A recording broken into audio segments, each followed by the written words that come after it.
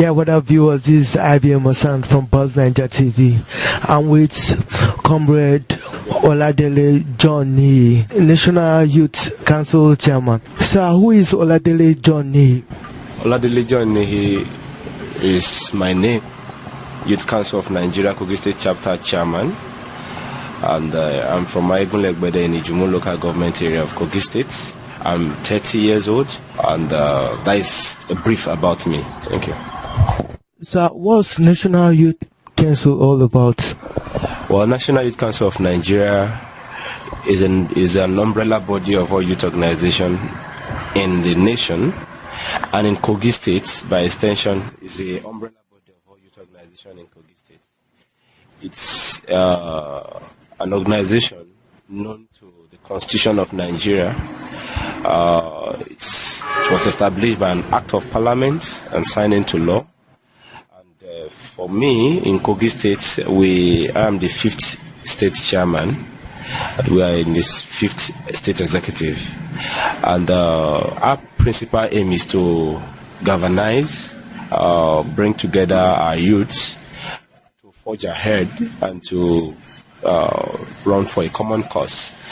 Particularly, the Youth Council is designed to complement the effort of government in the areas of youth engagement, youth projects, and youth support, capacity building, and all that. So for we are more like a pressure group, advocating for the needful to be done with regards to the youth. And at the same time, we are also, being the umbrella body, we also supervise other youth organizations to make sure that they carry out their aims and objectives as stipulated in their constitution, because they are more like the pillar of the Youth Council. I mean the youth organizations. In the constitution of Youth Council, we know them as a voluntary youth organization. And another thing we do is we sensitize our colleagues, that is the youth, on the social vices and see how we can completely eradicate it, especially amongst our youth. Social vices just such as drug abuse, prostitution, thuggery, and other criminal activities that youth are mostly engaged in. And above all, we also advocate for our colleagues, especially those who are interested in politics, those who are interested in building their capacity, to see various ways we can engage them, and engage government to also engage them, engage corporate organizations to also engage them. Thank you. Thank you very much. So when did you assume office? By the grace of God, just 3 days ago, we celebrated our 100 days in office. Precisely, I was elected and sworn in May 27, 2017. And I have a mandate of 4 years.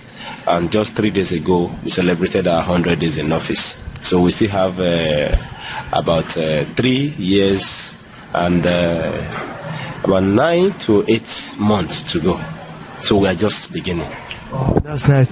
So what should the Kogi State youth be expecting from you, sir? Organization. Yeah,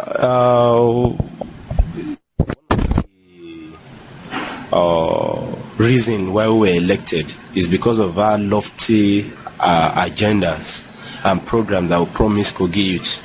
And without sounding immodest, I want to inform you that everything we promised in our campaign, which was basically anchored on youth rebate, we've achieved them.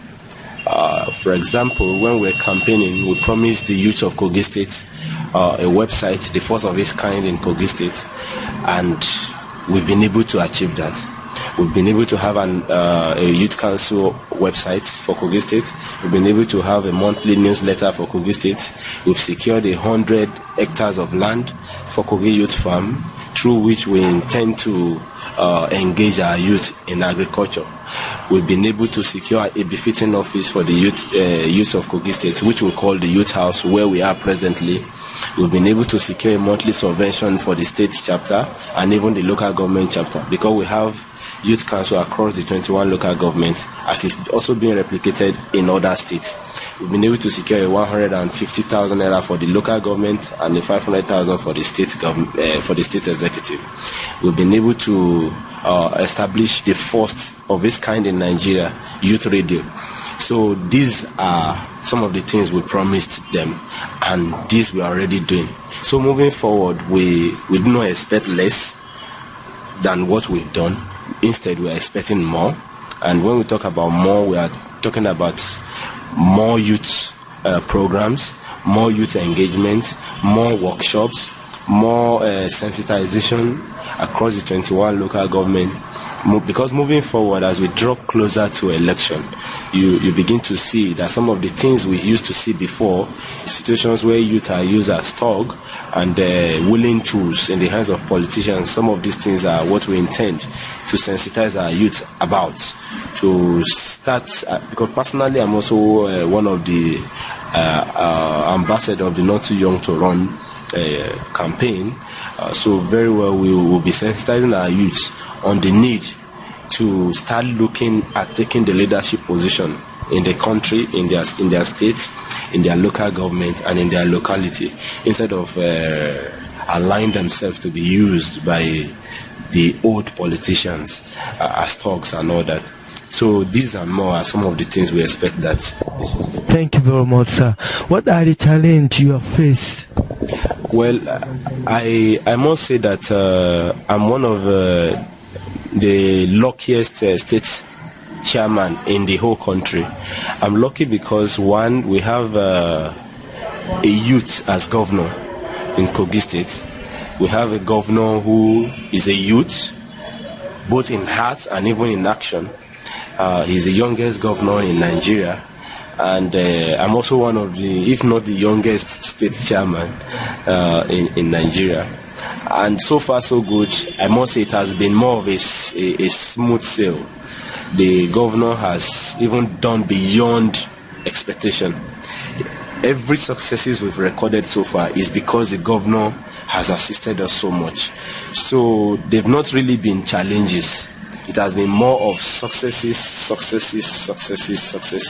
achievement, and all that I owe to the administration of His Excellency Alhaji Yaya Dozabelo, who has been very supportive to the youth, and he has demonstrated through the Youth Council that he is not just the youngest governor, he also meant it to show quality and qualitative leadership to other youths. By his performance so far and more that we are expecting from him, it shows that youth, not just in Kogi State but in Nigeria at large, can begin to aspire for whatever they want to aspire for, politically and otherwise in the country, because he is setting the pace. So for me, I must say that it has not been challenges, though we know that there will always be challenges. So while we look ahead, we can only be preparing ourselves for the challenges ahead. But for the past 103 days that I have assumed office, it has, to the glory of God, it has been more of successes than challenges.